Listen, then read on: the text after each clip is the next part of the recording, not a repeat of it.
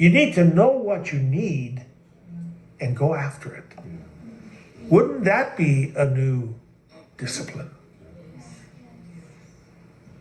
To go after what you know pleases the Lord. Go after love. Go after integrity. Go after dignity. Care about how you are to others. Care about how you appear to others. You know, you don't have to be rich to dress nice. You don't. You don't have to be rich to comb your hair, if you have some.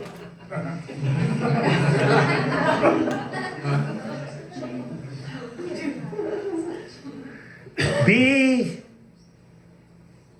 the woman of God to others. I wonder, you know, I know some of the younger girls, Rachel, you know, some of the younger girls struggle in identity and looking ahead at the future. And especially if you've taken some really hard hits in life. And that's understandable. But you will always come out on top if you look in the mirror and say, I am going to be a woman of God. I'm going to have the kindness and gentleness and power of Esther. I'm going to have the submission of Mary. I'm going to be a servant. And nothing will cause me to give up my integrity, my dignity. Nothing, because I am the daughter of the Most High. I dwell in palaces made without hands. My gold and my wealth is my character. And nobody can take anything from me that I'm unwilling to give pertaining to my righteousness. End of story for you. Be the woman of God. And it might have to start with your husband. Oh, darn it. You may not have to be a woman of God to that guy. Yes. He's your test. Somebody said, well, yeah, I don't care if I pass that one.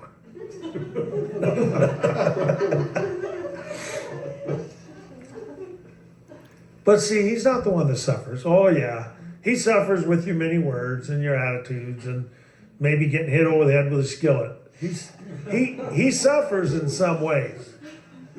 But you're the one who will ultimately suffer. Because guess what? What's the bottom line again? What are you walking around with? Unforgiveness. Unforgiveness. You don't smoke in secret. Drink in secret. Go gambling in secret. You know?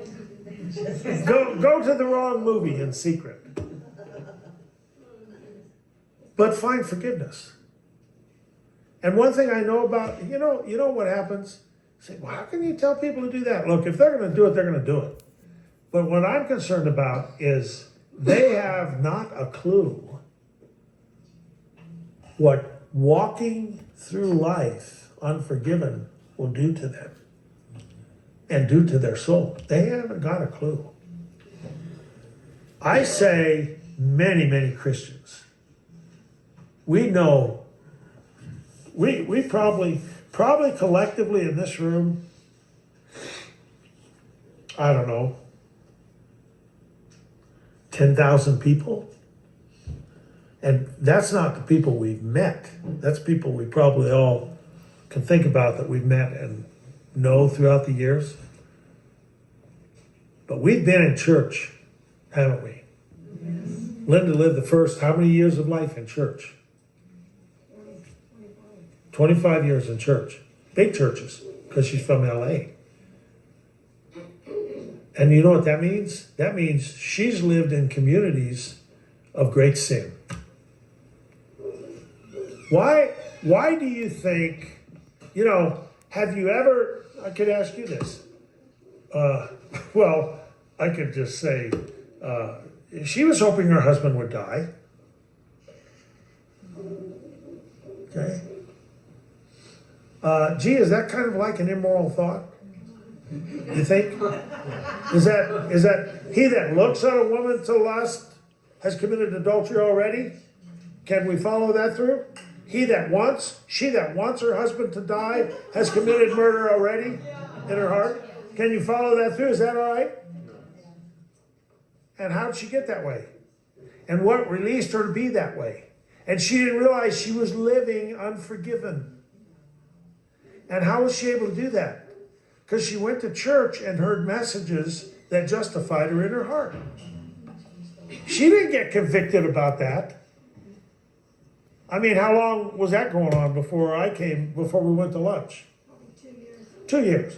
So she was kind of hoping her husband would die for 2 years. And all that time, she's living in unforgiveness. Do you see that? Her soul's not forgiven.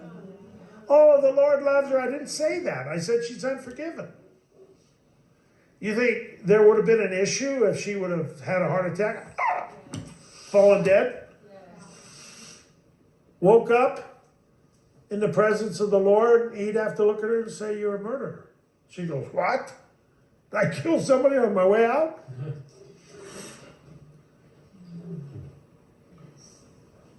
So we go to lunch. How long had it been since I'd seen you? Years. Years. We go out to lunch.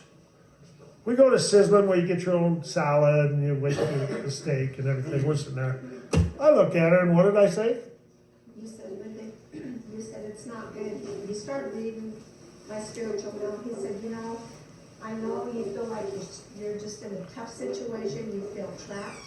But he said, you know what? You've got condemnation in your soul by praying for Gary to die. Pass the salt. Nobody knew that. That's what absolutely I got a heart attack. Talk about the time you were choking pills down in your father's throat when I walked in on that. Yeah, right. But the bottom line here is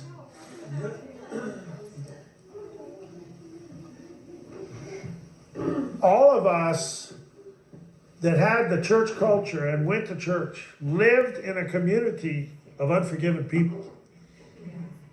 Right in church. I'd say 50%. At any given time on any Sunday, 50% of the congregation were living in unforgiveness. Well, that seems pretty harsh. How can you say that? Well, let me ask this. How are you forgiven?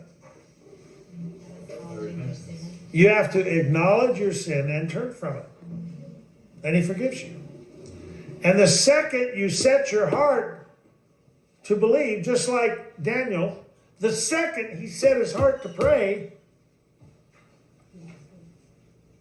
the angel of the Lord was released, but it took him, 2-3 weeks to get there.